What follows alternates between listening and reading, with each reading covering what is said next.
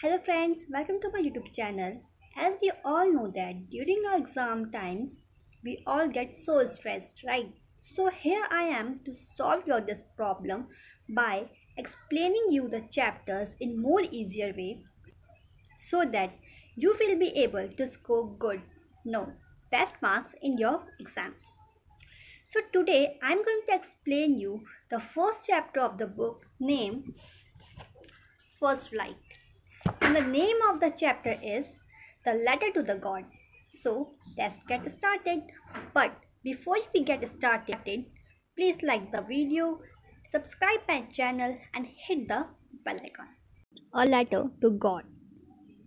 So first I will going to give you a quick introduction of this chapter. So this chapter is all about the superstition and the belief and faith of a man. Okay. Here we will read about a farmer whose name is Lenjo. He is so much confident that the God will help him. Okay, so in the chapter we will see this briefly. So the first paragraph is the only one in the entire valley, set on the crest of a low hill. From his height one could see the river and the field of ripe corn dotted with the flower, always promised a good harvest. The only thing the earth needed was a downpour or at least a shower throughout the morning. Lanchu, who knew his field intimately, had done nothing else but see the sky towards the northeast. So, in this paragraph, there is a description of a house, the only single house in the entire valley. Okay, so from that house, the uh, the house is on the height. Okay, so from that house, we can see the rivers and the valley of the flowers, a field of a cornflower. Okay. So the land is a farmer who is waiting for the rain to fall, and he in the morning looking at the sky from the northeast direction. Second para. Now we are really going to get some water, woman. The woman who preparing super replied, yes, good willing. Yes, good willing. The older boys were working in the field while the smaller ones were playing near the house until the woman called them, come for dinner. It all it was during the meal that, just as Lancho had predicted, big drops of rain began to fall. In the northeast, huge mountains of cloud could be seen approaching. The air was fresh and sweet. The man went out for no other reason than to have the pleasure of feeling the rain on his body, and when he returned, exclaimed, these aren't raindrops falling from the sky, they are new coins. The big drops are 10 pieces and the little ones are 5 pieces. So, in this paragraph, there is a description of a woman. The woman is the wife of the farmer, that is Lancho. So, she is preparing food, okay, and they having their children, the elder boys, the big one who were working in the field, and the smaller one playing.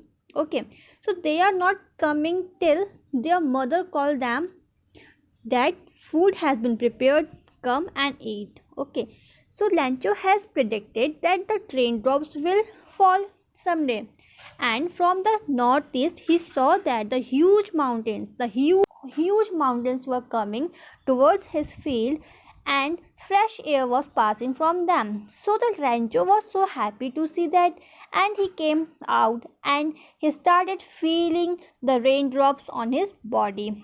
But he said that these are not raindrops, these are the gold coins. Means the gold coins, as he is a farmer, so he will harvest that crop. When raindrops will fall, the crop will got ripen. Okay, so then he will harvest the crop and then he will sell that corns on the market and he will get money. He will be paid for that, right? Then when he will get the money, then from that money he will fulfill his needs. So he is saying that raindrops, the golden coins, With a satisfied expression, he regarded the field of ripe corn with its flower wrapped in a curtain of rain. But suddenly a strong wind began to blow, and along with the rain, very large hailstones began to fall. These truly did resemble new silver coins. The boy, exposing themselves to ran out to collect the frozen pearls. So suddenly, what happened? The raindrops were converted into big raindrops, and the raining was occurring heavily, and a big storm was started passing through them, coming towards the field. The boys were started collecting that heavy raindrops means frozen pearls, that is the snow. Okay, that is the snow. They were started collecting them. It is really getting bad now, exclaimed the man. I hope it passes quickly. It did not pass quickly. For an hour the hail rained on the house, the garden, the hillside, the cornfield, on the whole valley. The field was wide, as it covered with sod. So the rancher said that I hope this rain will pass suddenly. Okay, that as fast as possible. But what happened? The rain does not passes. Even the snowfall started there, and that snow covered all the valley. Okay. Then what happened? The crop were destroyed as there was a snowfall.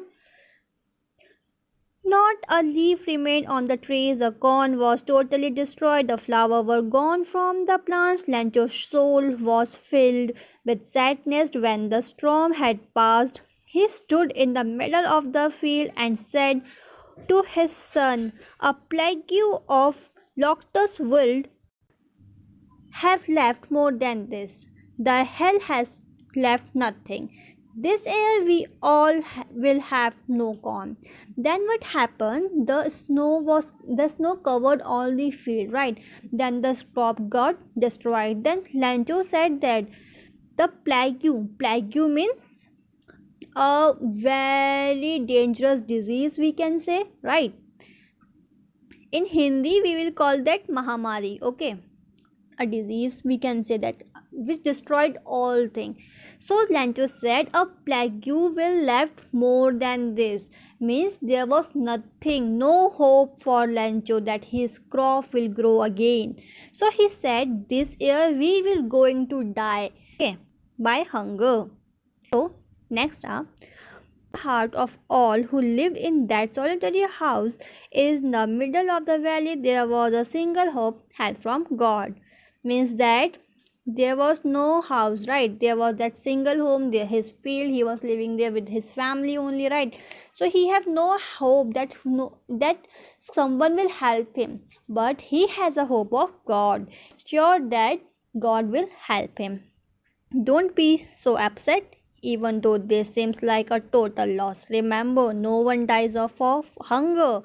Then Lancho said that don't be upset. There is a hope. Is going to die. God will help me and my family. That's what they say. No one will die of hunger. And he again said that. All through the night, Lancho thought only of his one hope, the help of the God, whose eyes, as he had been instructed, seen everything, even what is deep in one's conscience. Lancho was an ox of a man, working like an animal in the field, but still he knew how to write. The Sunday at daybreak, he began to write a letter which he himself would carry to town and place it at the mail. It was nothing less than a letter to God. Okay, so as the Lancho is so sure that the God will help him, he was all the night he was just thinking for that help, that God is going to help him. Okay, then on the Sunday he started writing the letter to God, and he said that he decided to go to the post office and mail that letter through himself only. God, he wrote, if you don't help me, my family and I will go hungry this year. I need 100 pesos of in order to sow my field again and to live until the crop comes because the hailstorms. He said that God, you are going to help me. I need the 100 pieces. Pieces means money, 100 coins of money. Okay, 100 coins.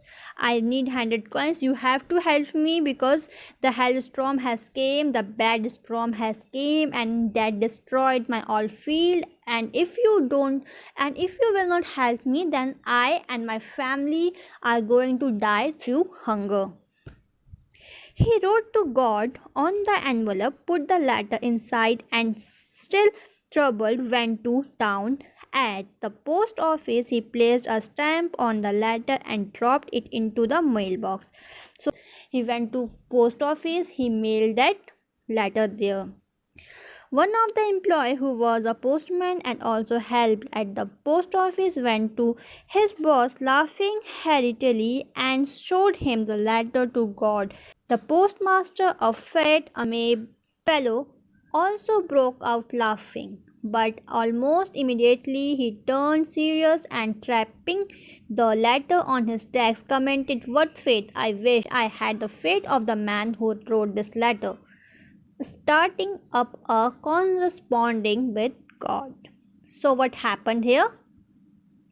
Here the when the Lancho posted his letter on the mailbox, one of the employee, that is the postman, who also helped in the working in the post office, opened a letter. He didn't open, he read it the he read the address. Okay, when he read the address, he had never ever seen in his career that address, and he started laughing that the letter he the stupid man has written a letter to the God. Then the postmaster also started laughing on that letter, but suddenly he stopped laughing and said, I wish I had the fate of the man who wrote this letter." And then, so in order to shake the writer's faith in God, the postmaster came up with an idea, answer the letter, but when he opened it, it was evident that to answer it in the needed something more than goodwill, ink and paper. But he stuck to his resolution. He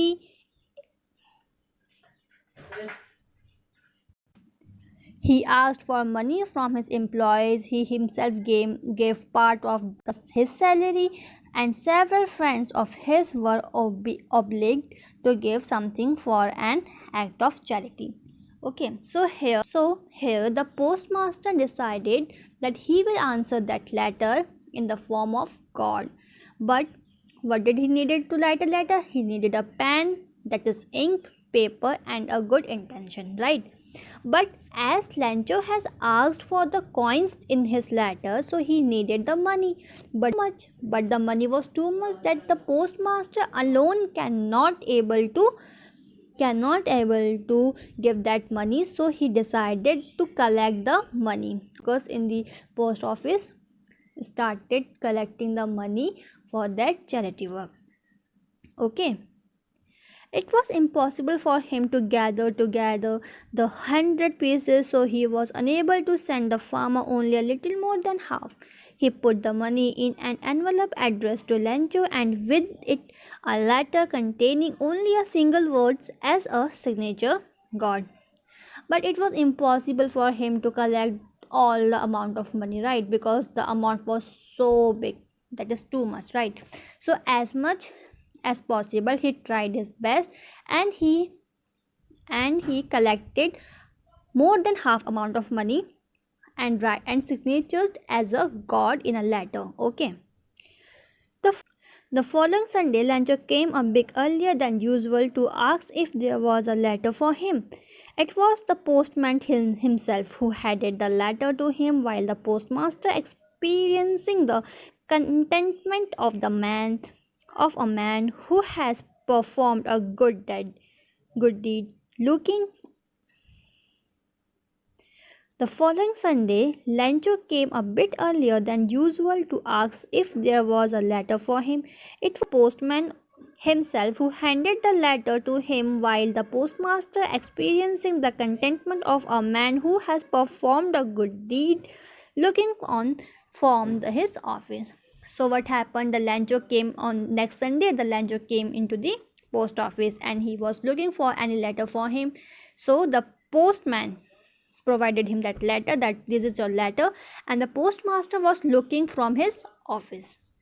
Lancho showed not a slightest impression on seeing the money. Such was his confidence, but he became angry when he counted the money. God could not have made a mistake, nor could we have denied Lancho what he had requested. So what happened? Lancho was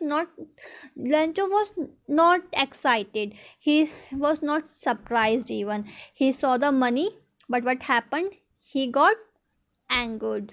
He got angry. Why? Because the money was not as much as he want. Having such a confidence that the god would provide him all the money, right? He was so confident about that, and he said that god is not going to do any mistake, so why the money is less?